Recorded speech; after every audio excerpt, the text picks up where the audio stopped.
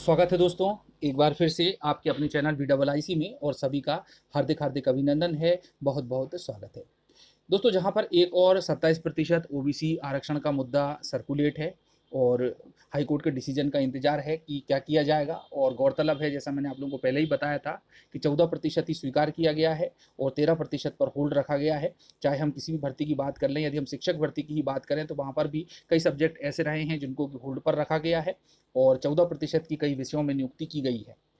तो दोस्तों, यहाँ पर एक बहुत ही महत्वपूर्ण रिपोर्ट सामने आई है और निश्चित रूप से ये रिपोर्ट आमूलचूल परिवर्तन कर सकती है।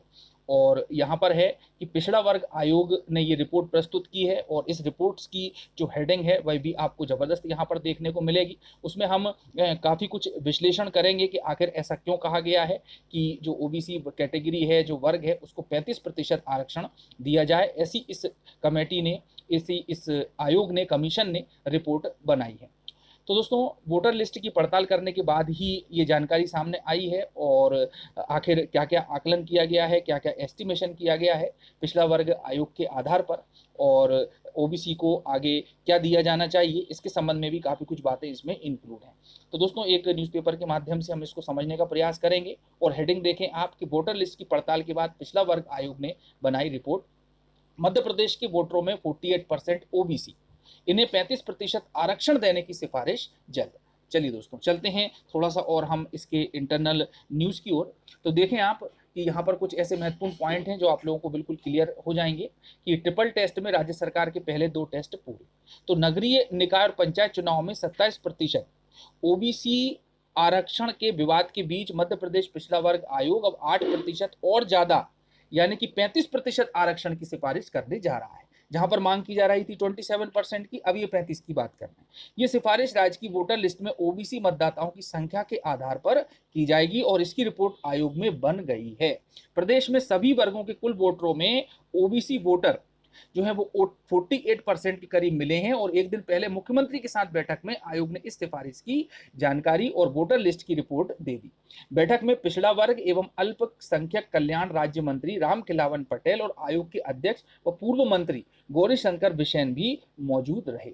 तो इस रिपोर्ट के साथ ही राज्य सरकार ने ट्रिपल टेस्ट के 2 चरण यानी पिछड़ा वर्ग आयोग बनाना और ओबीसी वोटरों की मौजूदगी पूरे कर लिए हैं। अब तीसरा टेस्ट बाकी है कि अनुसूचित जाति व अनुसूचित जनजाति के साथ ओबीसी वर्ग को मिलने वाला आरक्षण किसी भी स्थिति में 50% से अधिक नहीं होना चाहिए, जैसा कि हमने सुप्रीम कोर्ट का निर्णय देखा था और उसी के मद्देनजर चलते हुए ये स्थिति हमारे सामने आई है। चलिए दोस्तों, अगला पॉइंट लेते हैं। तो अभी ऐसा है आरक्षण का गणित। तो अभी क्या स्थिति है वो भी आप देख ले। हालांकि सभी लोग अच्छी तरह से जानते हैं कि अभी अनुसूचित जाति के लिए 16% और एसटी यानी कि अनुसूचित जनजाति के लिए 20% सीटें आरक्षित हैं। सुप्रीम कोर्ट के 50% आरक्षण के फैसले के आधार पर सिर्फ ओबीसी के लिए 14% सीटें ही बचती हैं। अब इससे ज्यादा ओबीसी आरक्षण के लिए सुप्रीम कोर्ट ही विकल्प है। राज्य सरकार 27% ओबीसी आरक्षण की पूर्व में घोषणा कर चुकी है और लेटर भी जारी किया जा चुका है आगामी भर्ती और प्रवेश परीक्षाओं के लिए।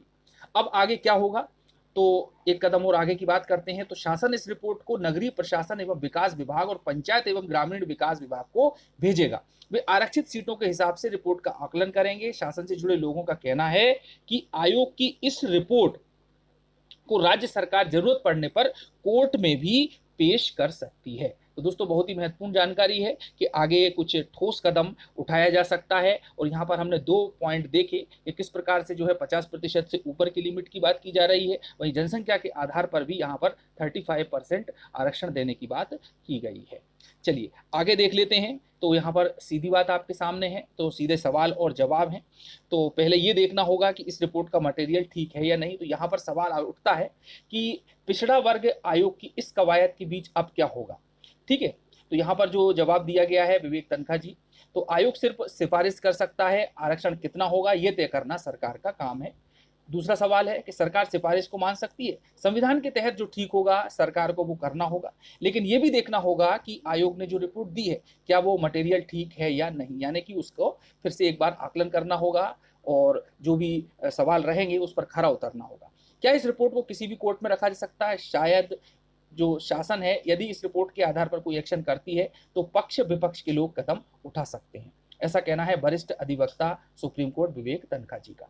अब बात कर लेते हैं कि जो चेयरमैन है ओबीसी के वो क्या कहते हैं। तो गौरीशंकर बिसेन जी का कहना है कि पिछड़ा वर्ग आयोग की रिपोर्ट लगभग तैयार है। रामजी महाजन आयोग ने भी 35% आरक्षण की सिफारिश की है, हमारी भी यही तैयारी है, हम जल्द ही अपनी अनुशंसा कर देंगे। वोटर के हिसाब से ओबीसी की आबादी का आकलन हो गया है, ऐसा कहना है गौरीशंकर बिसेन जी का, जो कि चेयरमैन है ओबीसी आयोग के। तो दोस्तों सार ये है कि यहाँ पर 48% ओबीसी वोटर निकल कर के सामने आए हैं और उसके आधार पर 35% आरक्षण की बात की गई है, लेकिन 27% आरक्षण भी नहीं मिला है ओबीसी वर्ग को, ओबीसी समुदाय को, और केवल 14% पर ही अभी तक मान्य किया गया है। लेकिन ये जो रिपोर्ट आई है ये आगे किस कंडीशन को बयान करती है, आगे इस पर किस प्रकार से इम्प्लीमेंटेशन किया जाएगा, गवर्नमेंट कोर्ट में किस प्रकार से पक्ष रखती है, ये तो वक्त ही बताएगा। तो दोस्तों महत्वपूर्ण जानकारी थी, मिलते हैं इसी के साथ अगले वीडियो में। धन्यवाद। जय हिंद, जय भारत।